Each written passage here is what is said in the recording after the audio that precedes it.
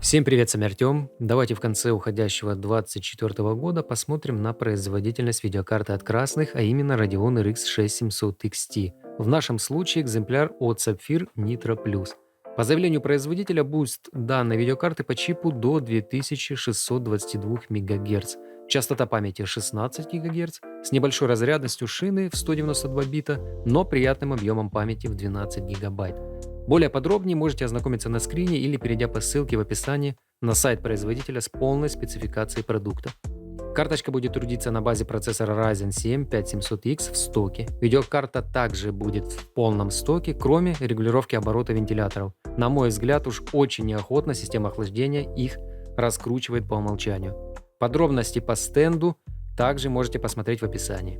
В тесте будет участвовать 11 игровых проектов, именно те, которые интересны мне и показались достаточно репрезентативными о состоянии игровой производительности видеокарты RX 6700 XT Full HD разрешении.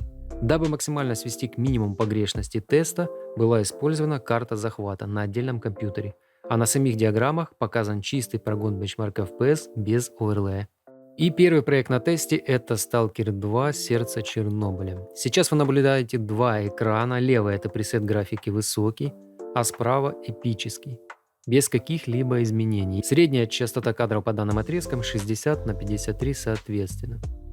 Обратите внимание на занимаемую оперативную память. Еще год назад резерв 20 гигабайт был чем-то немыслимым. То есть золотой стандарт в 16 гигабайт уходит в небытие.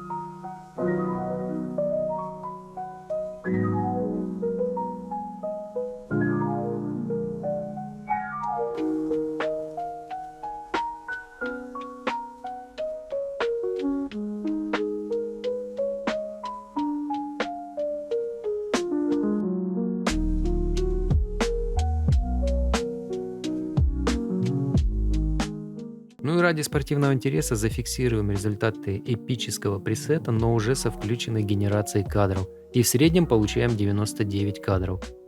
Прибавка серьезная. Лично мне такие настройки не особо зашли, так как очень много шумов на том же пистолете ПМ, какая-то дискотека на ребристых гранях затвора. Для себя я ставлю настройки высокие, масштабирование в 85-90%, по умолчанию в пресетах стоит 66%.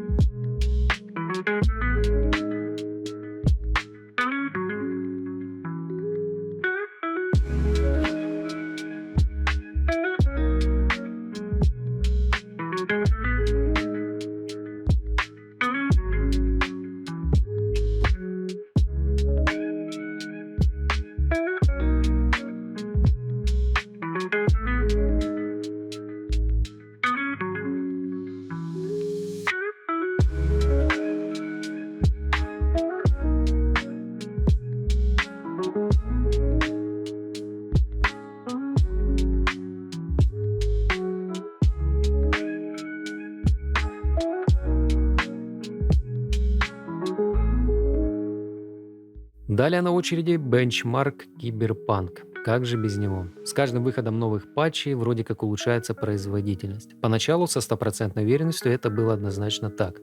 В нашем случае патч 2.2, настройки пресет впечатляющие, где по умолчанию уже включена настройка масштабирования FSR качества. Средняя частота кадров по бенчмарку 102.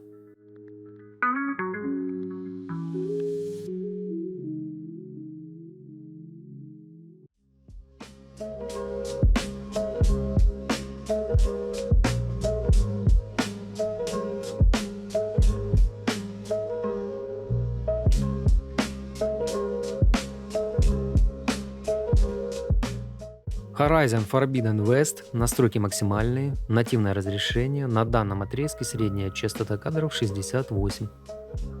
Очень достойная картинка в игре.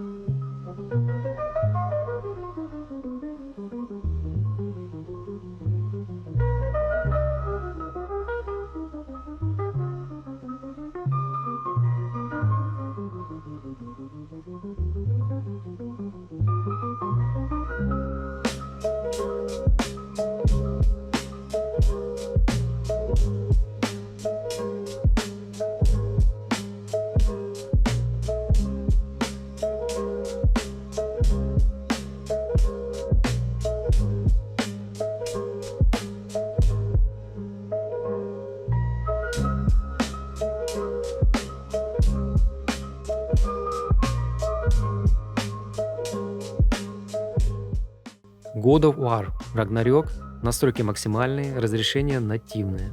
Средняя частота кадров 100.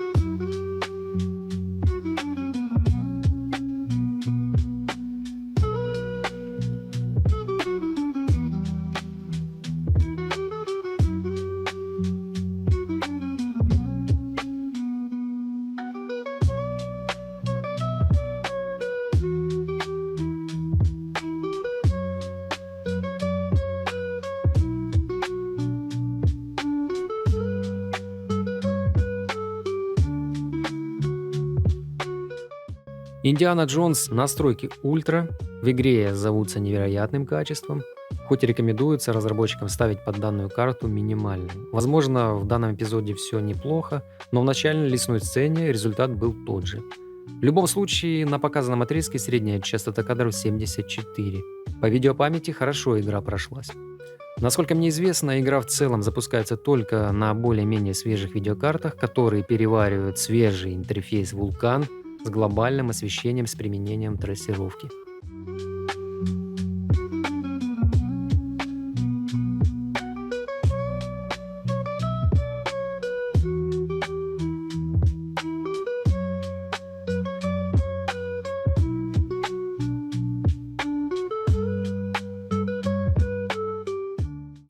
Alan Wake 2. Настройки высокие с неотключаемым FSR 2.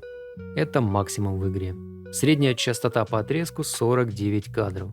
Это, наверное, одна из ресурсоемких сцен. Первый эпизод с голым детективом может даже дать надежду на высокий FPS, но уже последующий эпизод с сагой осаживает конкретно. Добро пожаловать в мир еще одной новой технологии сетчатых шейдеров.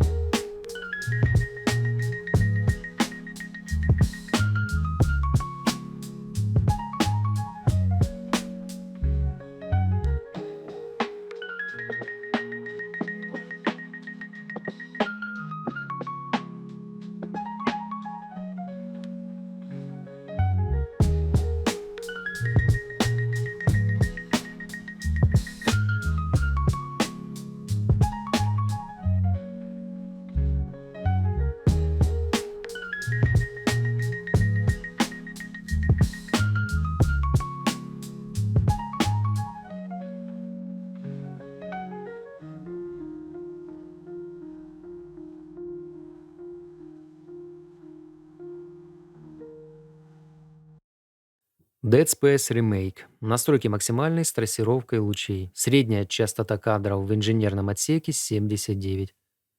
На мой взгляд, в этой игре одно из самых лучших освещений.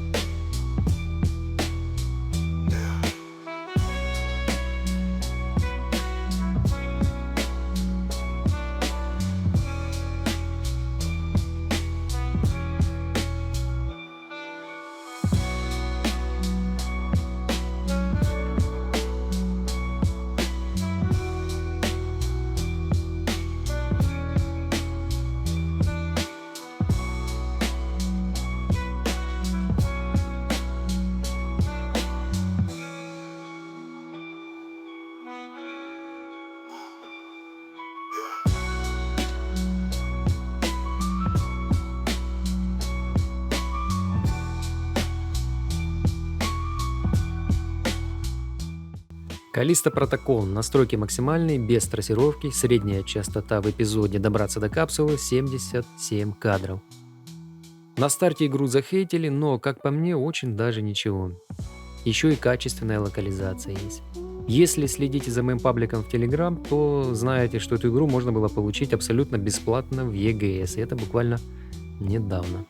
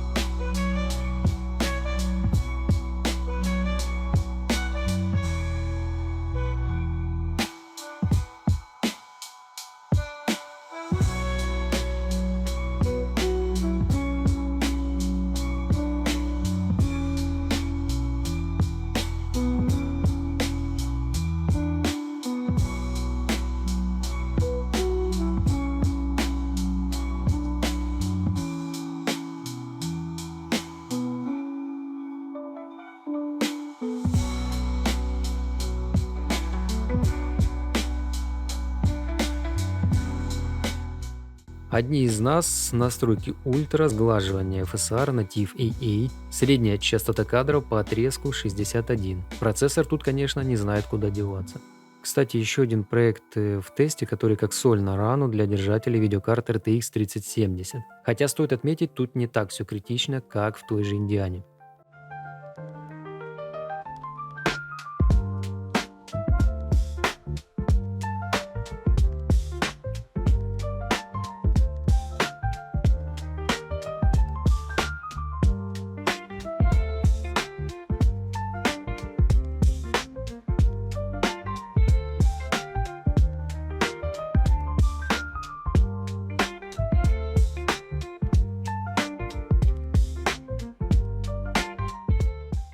Silent Hill 2, слева настройки высокие, масштабирование FSR 3.1, качество. Справа то же самое, но уже пресет настроек ультра. С генерацией кадров не стал показывать, примерно ситуация такая же, как и в Сталкере, около 50% прирост, но гостинг движущих объектов какой-то вообще лютый.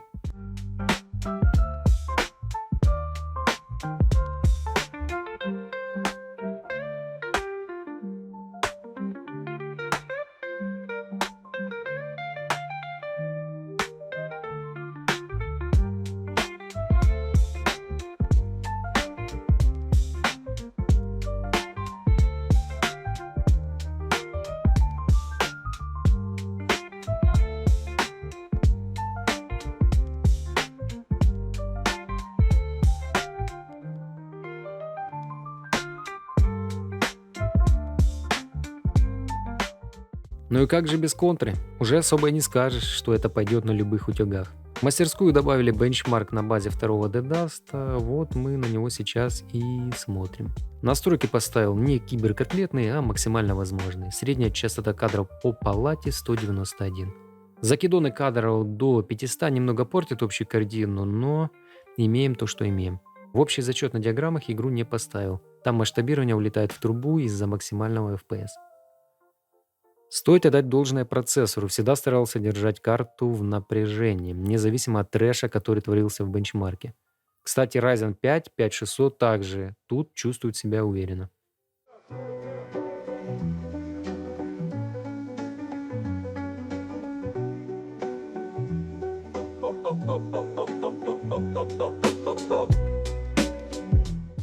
Вот такие получились результаты. Как показывает практика, спустя 3 года после релиза видеокарта RX 6700 XT показывает себя с очень хорошей стороны и демонстрирует достаточно высокую производительность. Как мы все знаем, карты от AMD одной модели сразу после релиза и карты с течением времени между собой кардинально другого уровня по производительности. Так походу пошло еще со времен процессора FX, который как вино со временем становился только лучше. К сожалению, это время также имеет границы.